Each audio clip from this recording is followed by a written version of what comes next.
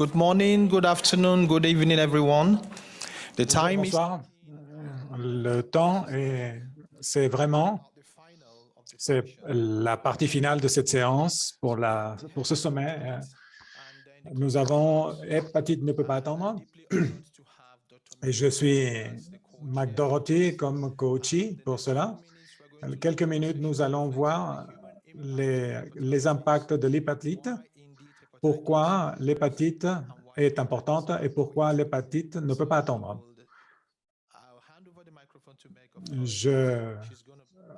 Elle va nous donner faciliter une partie de cette Dr. Make. Merci, Danjuma. Ce que je peux vous dire, c'est que ça a été 5 jours pour nous, parce que nous avons commencé un jour avant. Vous avez un week-end de travail aussi. Je crois que personne ne doit pas m'attendre. Je crois que c'est si nous pouvons écouter de la perspective des patients, quelqu'un de la communauté. Alors, je passe Danjuma et je ferai les commentaires après. Nous avons trois personnes qui vont nous partager comment vivre avec l'hépatite virale et les communautés et bien sûr, tous des problèmes que nous avons discutés.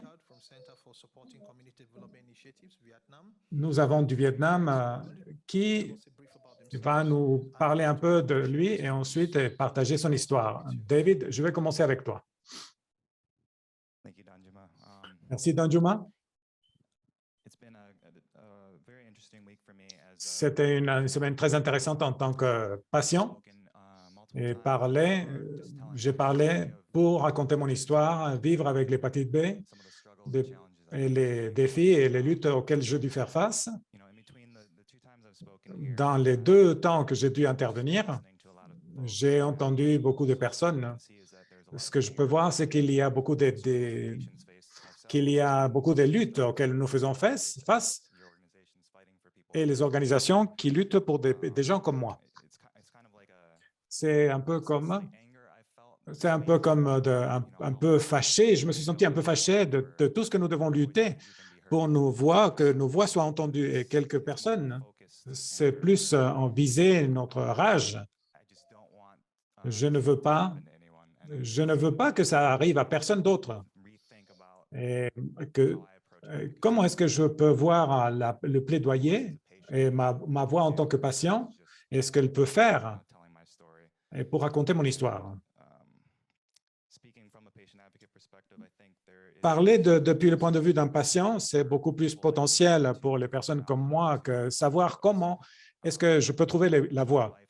Ma vie a été remplie de plein d'opportunités par le privilège de mes circonstances de naissance, mais l'équipe qui m'a soigné. Nous avons beaucoup plus de... Comment est-ce que nous pouvons traiter? Les gens peuvent savoir qu'ils ont cette maladie et ce qu'ils peuvent faire par eux-mêmes et comment ils peuvent être diagnostiqués de cela. Il y a beaucoup de potentiel encore pour un chemin, pour les plaidoyers de voir qu'il y a un pont là et qu'on peut sentir que la moitié de ma vie, j'ai lutté cette lutte tout seul. Et ceci doit être savoir que personne n'est seul dans cette lutte et qu'il y a des gens qui se sentent seuls et nous devons fermer cette brèche. Et comment savoir que ces personnes-là ne sont pas les seules pour lutter pour eux-mêmes?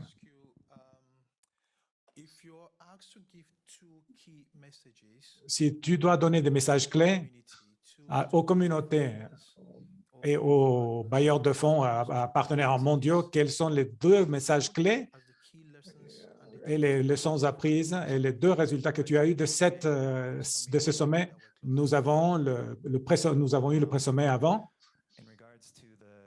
Ce qui concerne les aspects communautaires, ce que je pourrais dire, il y a toujours du temps pour trouver votre voie. Et parfois, je me suis senti comme un intervenant, que ma voix ne peut pas faire autant et qu'il y a des mécanismes que nous pouvons voir des patients. Et ce que je voudrais marquer là, c'est qu'il y a d'autres gens peuvent être dans ma situation. une fois que vous avez commencé à parcourir le chemin du plaidoyer et être très, très connecté avec la maladie avec laquelle vous vivez, les bénéfices, c'est quelque chose qui peut être mesuré. Toute ma vie a été changée lors des 3 dernières années et ont été des moments clés où j'ai vu d'autres patients parler de leur vérité. C'est que je continuerai à dire, lorsque vous avez trouvé votre voie, vous avez une opportunité, et alors utilisez-la.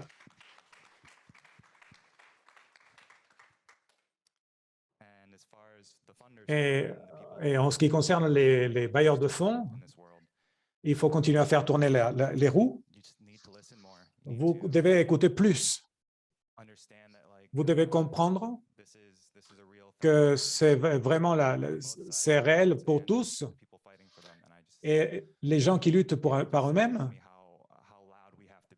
et à quel point nous devons parler fort.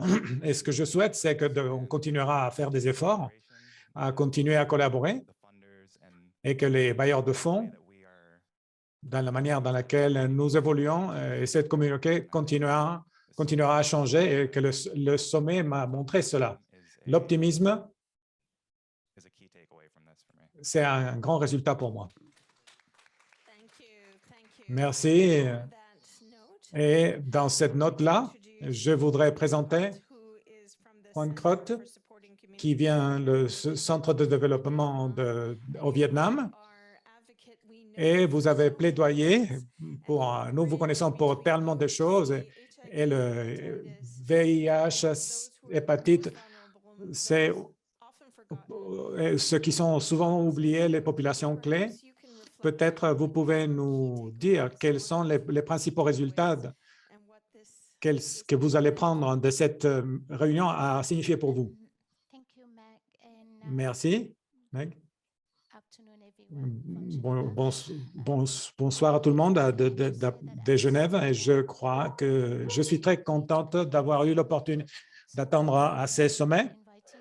Merci, Carrie, de m'avoir invité. Quelquefois, des gens m'ont demandé, parce que j'ai passé une semaine à Berlin avant de venir ici. Une autre semaine, c'est beaucoup de temps en dehors de la famille, mais je suis très contente d'être ici. C'est une semaine pleine d'inspiration et d'apprentissage. Et je dois admettre que ça a été. J'ai été ici, je me suis senti comme que je n'ai pas encore joué ma part. Les chemins que j'aurais pu parcourir au niveau de j'aurais pu faire plus par l'hépatite B, plus par les mères qui avaient l'hépatite B et C, et dans la transmission mère-enfant. Et je me suis senti que j'ai été un peu ignorante, et je travaille dans l'hépatite, mais je n'ai pas fait assez. J'aurais pu faire plus. Et pour dire merci de m'avoir donné cette opportunité d'apprendre, mais aussi de me refléter moi-même. Et je crois que je peux faire un peu plus. Je ne peux pas faire peut-être trop, mais si tout le monde fait un petit peu, on pourra faire beaucoup de choses passer. Merci. Et c'est clair, votre passion sur ce thème, et certainement, nous avons beaucoup appris sur l'hépatite C, mais les inégalités, l'inhabilité d'avoir les traitements pour les B, et nous avons beaucoup appris. Alors, je sais que nous pouvons faire plus. Alors, maintenant, Danjuma, je passe à nouveau la parole à Danjuma. Nous avons en ligne Patricia Vélez, qui est membre du comité directeur de l'hépatite mondiale, de l'Alliance mondiale de l'hépatite, et membre de PAHO. Vous avez tous les participants vous avez fait partie de cette réunion, et en tant que patient de la communauté, qu'est-ce quels sont les principaux apprentissages? Alors, Patricia.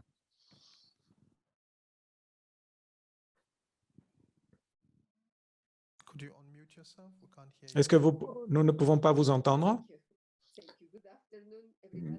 Bonjour tout le monde. De cette réunion, j'ai appris. Nous avons fait beaucoup d'accomplissements. Un des points importants, que la voix et les patients peuvent être entendus parce que les médecins savent comment traiter la maladie. Mais la maladie, non seulement c'est un problème humain et ce n'est pas seulement une maladie. Parce que les gens avec l'hépatite peuvent souffrir parce qu'ils sont fatigués, parce qu'ils ont une maladie qui n'est pas seulement une maladie du foie, c'est une maladie qui touche tout le système du corps.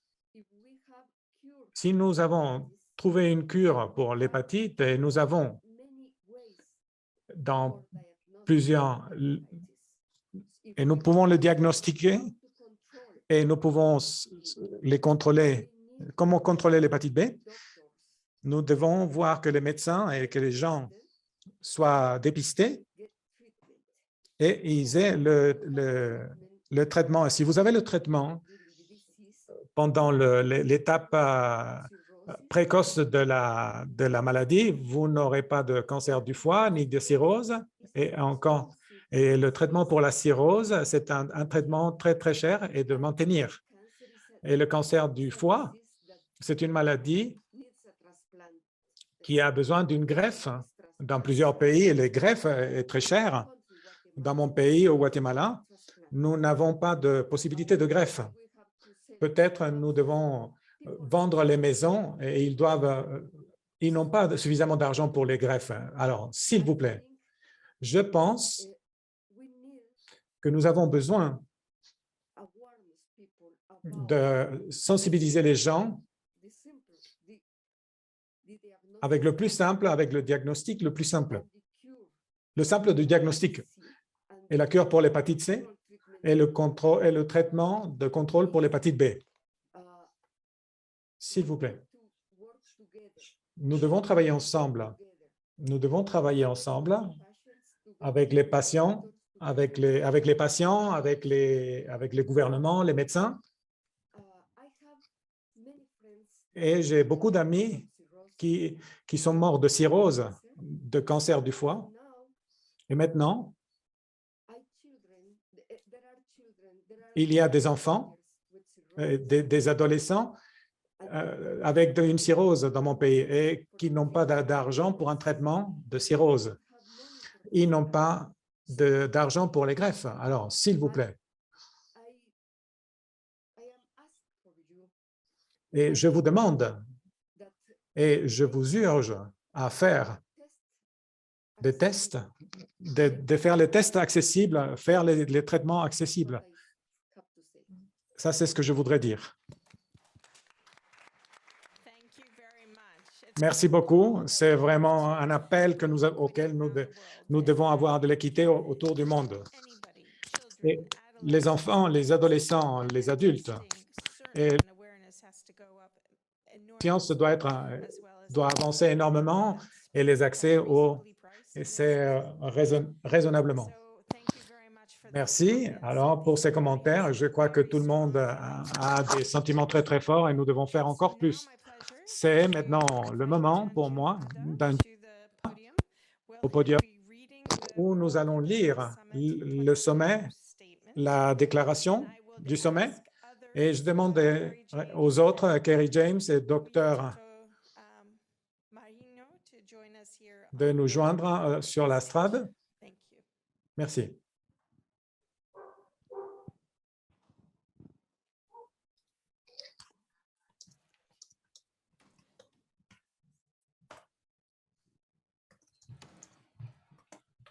Please. S'il vous plaît. Lors de l'Assemblée mondiale de la santé 2022, les pays se sont réengagés à éliminer l'hépatite virale vers 2030. Depuis l'engagement initial et historique en 2016, l'objectif des ODD 2020 de réduire la prévalence de l'hépatite B chez les enfants de moins de 5 ans à moins de 1% a été atteint dans le monde et dans la plupart des régions de l'OMS. De plus, le nombre de personnes recevant un traitement contre l'hépatite C a été multiplié par 10 pour atteindre plus de 10 millions. Cependant, dans le monde, plus de 350 millions de personnes vivent encore avec cette maladie potentiellement mortelle. Les gains réalisés ont été inégaux à travers le monde, les personnes les plus touchées étant souvent les moins susceptibles d'en bénéficier et la plupart des pays n'ont pas atteint les objectifs du GHSS 2020. Peu de bébés ont accès au vaccin contre l'hépatite B à la naissance. Dans de nombreux pays à revenus faibles ou intermédiaires, moins de 10% en Afrique recevant un vaccin en temps opportun. En outre, le contrôle des infections et la prévention dans les établissements de santé doivent encore être améliorés et la réduction des risques reste insuffisamment étendue et accessible. La stigmatisation et la discrimination d'être un obstacle au dépistage et aux soins. Seulement 10% et 21% de personnes savent qu'elles vivent respectivement avec une hépatite B ou hépatite C chronique. Encore moins reçoivent un traitement et le cancer du foie lié à l'hépatite connaît une augmentation exponentielle, et en particulier dans les pays à revenus faibles et intermédiaires. De plus, les hépatites aiguës A et E continuent d'avoir un impact sur la santé des gens partout dans le monde. Les participants du 3e sommet mondial sur l'hépatite estiment que la nouvelle stratégie mondiale du secteur de la santé pour le VIH, l'hépatite virale et le IST 2022-2030 offre une opportunité de recentrer les efforts mondiaux, d'accélérer la riposte et de s'engager à nouveau pour l'élimination de l'hépatite virale d'ici 2030. Pour faire de l'élimination de l'hépatite une réalité au sein des systèmes de santé en évolution, nous appelons les pays, les partenaires mondiaux et les autres parties prenantes à agir maintenant pour atteindre les objectifs 2025 et 2030 en élaborant et en mettant en œuvre des stratégies nationales contre l'hépatite qui répondent aux 5 orientations stratégiques du GHSS et placer les personnes vivant avec une hépatite virale au cœur de la réponse. Nous demandons qu'une action multisectorielle qui reconnaisse la société civile comme un partenaire à part entière soit entreprise pour opérationnaliser les programmes contre l'hépatite qui favorisent l'intégration, la décentralisation et le transfert des tâches afin d'améliorer l'accès. Nous appelons le gouvernement, les agences de santé mondiales et les donateurs à honorer leur engagement déjà pris et à s'engager davantage à prioriser et à financer des programmes complets contre l'hépatite afin que chacun, partout, ait accès à des services abordables de prévention, de dépistage, de traitement et de soins.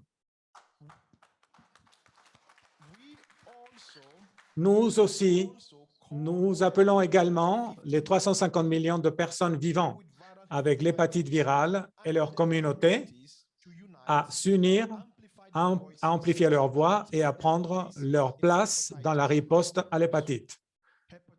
L'hépatite ne peut pas attendre.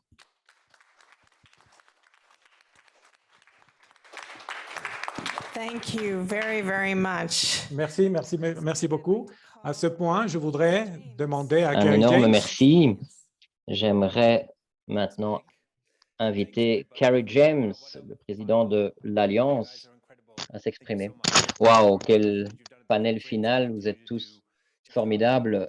Un grand merci pour permettre que cette conférence continue à se déployer partout dans le monde.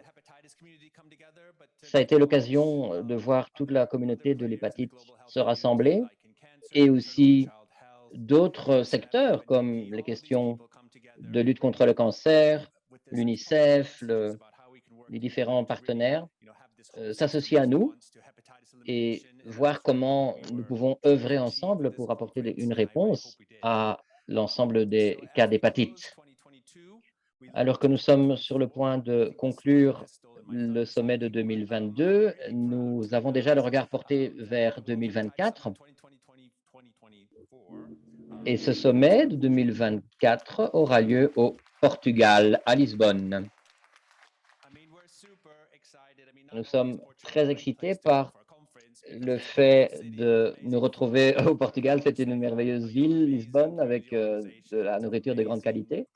Et nous savons que ce qui y est organisé est toujours formidable, avec une équipe d'organisation là aussi excellente. Ce sera sûrement une occasion de nous retrouver dans un environnement agréable et de faire avancer tous ces thèmes. J'aimerais laisser la parole au professeur Rui Marinho, qui travaille au ministère portugais de la Santé, et lui donner l'occasion de partager quelques mots autour de cette perspective future. Bonjour à tout le monde. Merci pour cette invitation et pour avoir choisi le Portugal. Je suis médecin, je suis gastro-entérologue et pathologue.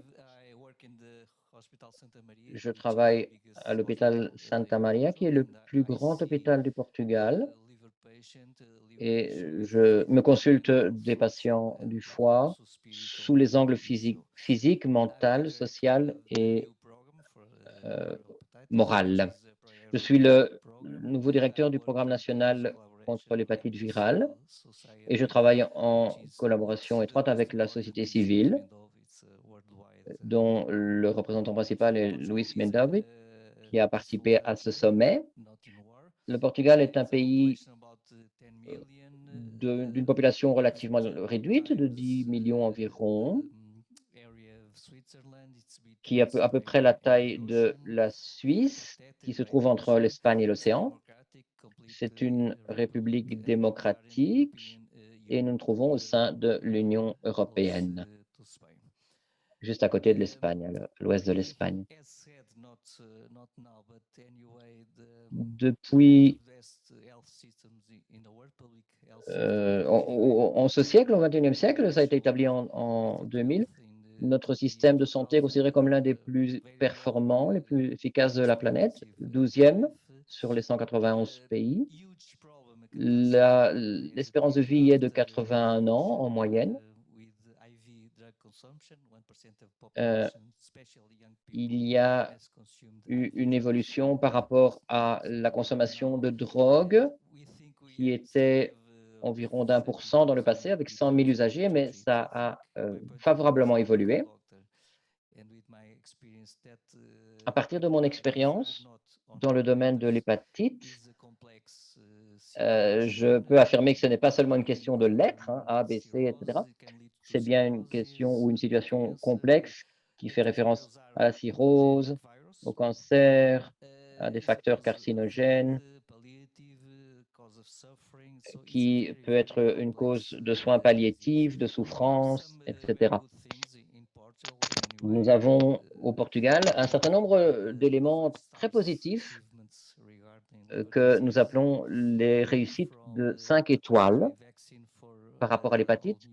La vaccination pour tous les nouveau-nés depuis 20 ans, un traitement de l'hépatite C, l'hépatite B gratuit pour tout le monde, des greffes de foie vraiment bonnes, efficaces, un processus de microélimination qui inclut les prisons, la décriminalisation de la consommation de stupéfiants, une société civile très dynamique. Notre gouvernement est très heureux d'accueillir le sommet de l'Association mondiale de l'hépatite, notamment la Cerda Sales, qui est notre ministre de la Santé. Le gouvernement a rédigé un courrier pour appuyer ce sommet au Portugal en concluant que l'hépatite ne peut pas attendre. vous le savez peut-être, le Portugal est le berceau d'un certain nombre de bonnes choses, par exemple Cristiano Ronaldo, qui, malgré son âge, est encore au sommet de la compétition. On a la musique nationale, les pastéis, le vin rouge et Antonio Guterres, qui est qui avait célébré l'année de la paix. Ce n'est plus le cas, c'était en 2007. Voici quelques images du paysage du Portugal. Notre ministre, et j'espère vous voir en 2024 à Lisbonne pour ce nouveau sommet. Merci beaucoup et merci d'avoir choisi le Portugal. Merci beaucoup, professeur. Nous espérons que Ronaldo nous rejoindra lors du sommet. Nous pourrons alors peut-être frapper quelques ballons et qu'il devienne notre ambassadeur, pourquoi pas.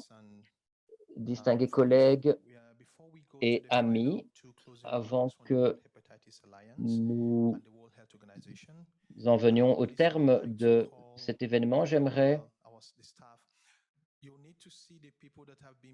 indiquer à tout le monde l'ampleur de l'équipe qui a organisé cet événement. Il serait bien de les rendre visibles. J'aimerais appeler Jessica, Cynthia, tous les membres de l'équipe de l'Alliance contre l'hépatite. 4K, bien sûr.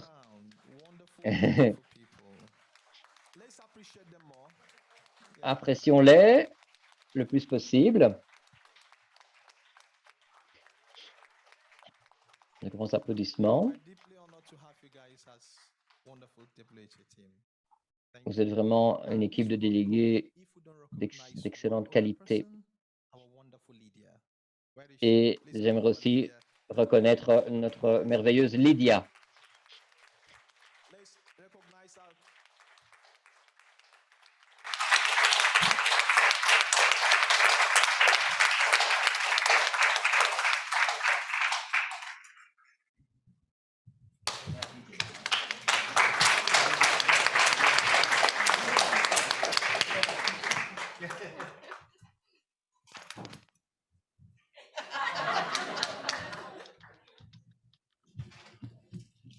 All right, thank you so much. And before Merci beaucoup. Avant de venir aux remarques conclusives, j'aimerais aussi adresser mes remerciements et mes félicitations à l'équipe de l'OMS. Voici donc les commentaires conclusifs de l'Alliance contre l'hépatite. J'aimerais aussi reconnaître le labeur de la docteure Sue Wang, du chef du comité organisateur de ce sommet. Est-ce que vous auriez quelques mots de conclusion, vous aussi? Merci beaucoup à tout le monde. Je suis désolée de ne pas pouvoir être présente en personne, mais il est fantastique de voir comment tout ceci s'est déployé, comment nous avons évolué depuis notre sommet précédent. Le fait que nous n'ayons pas pu nous rejoindre en Thaïlande nous a un peu déçus, mais en définitive, ça a été une grande occasion d'organiser cet événement en ligne, virtuellement, et de pouvoir nous connecter avec des collègues qui très probablement n'auraient pas pu se rendre en Thaïlande si ça avait eu lieu présentiellement. C'est vraiment un travail d'amour de voir tant de monde qui nous a rejoints dans tellement de réunions. Le fait que mon téléphone a beaucoup été sollicité Ça a été vraiment une excellente expérience de se retrouver à l'avant-plan de cet événement. Un grand merci à tous les participants aux séances.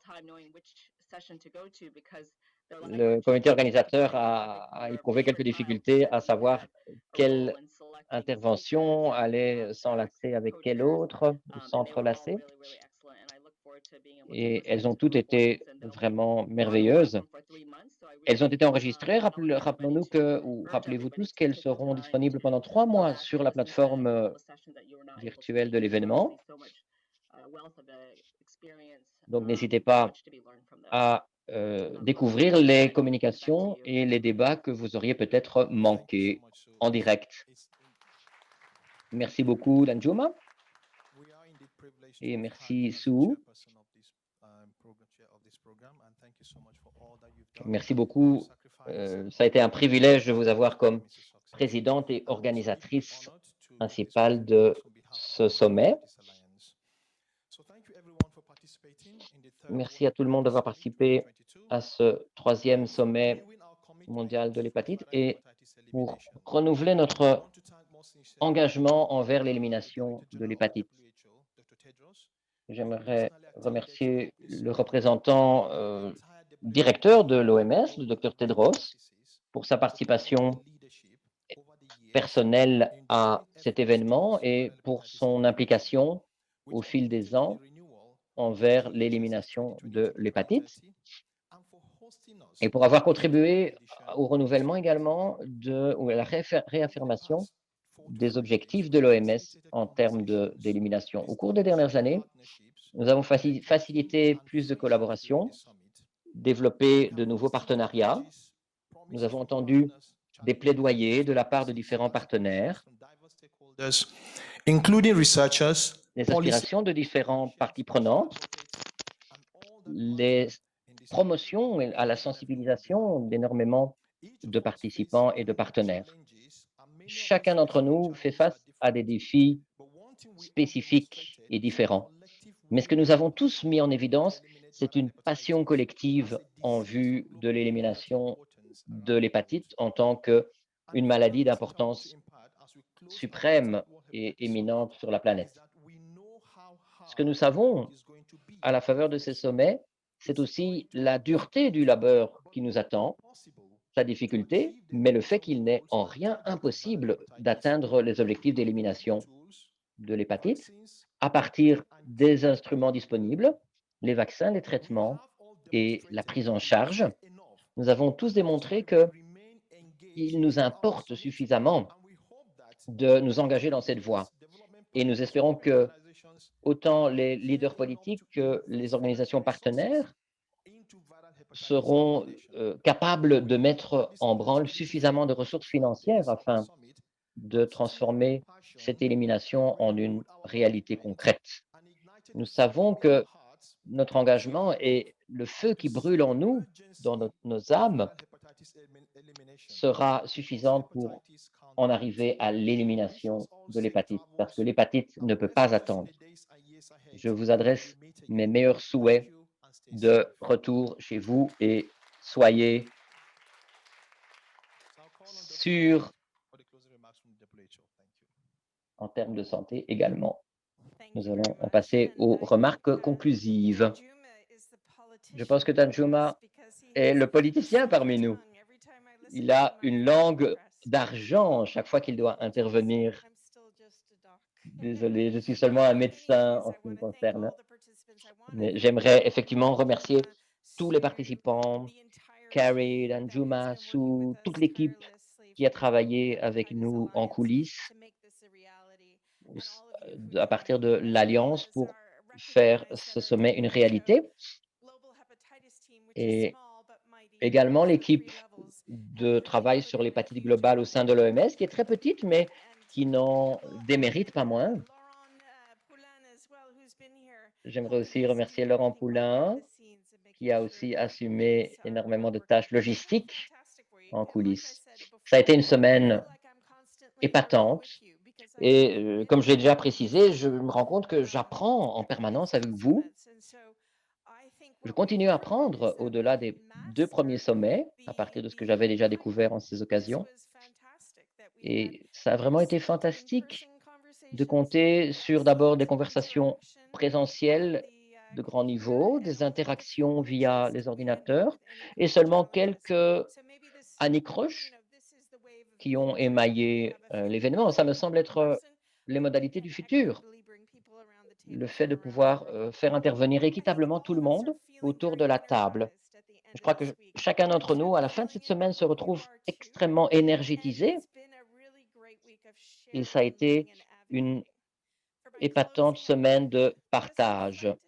J'aimerais simplement réfléchir quelques-uns des mots qui proviennent de l'équipe de lutte globale contre l'hépatite, parce que c'est cette équipe qui interagit avec chacun d'entre vous, qui fait en sorte que cette cause aille de l'avant, que soient comblées les lacunes en matière de dépistage, en matière de vaccination et en matière de traitement. Tout ce qui a concerné le financement nous a semblé être fort innovant. Quelques commentaires par rapport à la passion envers l'élimination, que ça a été un événement très convivial et rempli de bonne humeur. Il y a eu un dîner ou un souper tous les jours qui a permis de nous retrouver également. La partie de post-pandémie COVID-19 nous a permis de dépasser de loin la dimension de la survie. Nous avons appris à propos des 7 pays qui ont mené à bien et continuent à mener à bien un programme pilote et nous montrer comment et avec quelle vitesse nous pouvons avancer vers l'élimination. Les perspectives dégagées des séances régionales d'hier ont aussi été de grande tenue. Des pays comme l'Ouzbékistan, l'Ouganda, la Chine, etc., le Rwanda font des progrès. Et tout le monde, à partir des objectifs de développement durable, adoptons une approche basée sur l'équité de genre aussi, et continuons dans ce sens. Il m'a semblé être très engageant de voir l'implication de pays comme l'Inde, le Brésil, la Thaïlande, qui ouvrent la voie aussi. Et nous savons tous que nous avons à intervenir de l'autre côté par rapport au cancer. Et nous savons que plus de monde tombe malade, plus nous avons à intervenir, à fournir des soins palliatifs, des chirurgies. Donc j'étais impressionné de voir ici les chirurgiens, les intervenants du secteur de la santé publique, du secteur privé, etc. Et j'ai parlé avec un étudiant en médecine et ça m'a semblé être tellement fantastique de voir un étudiant en médecine prendre à bras le corps la campagne l'hépatite ne peut pas attendre et de présenter son logo, etc. Elle a parlé beaucoup du thème de la stigmatisation qui affecte les patients. Donc je vois un grand futur pour les étudiants en médecine à cet égard. Donc l'hépatite ne peut pas attendre et nous avons ce sommet en 2024 et espérons vous y voir, que ce soit présentiellement ou à distance, virtuellement, en cette autre occasion. Je suis tellement enthousiaste d'aller au Portugal et voir si, si Ronaldinho peut être invité. J'inviterai également mon fils. Nous en avons terminé. Que tous ceux qui doivent voyager prennent soin d'eux.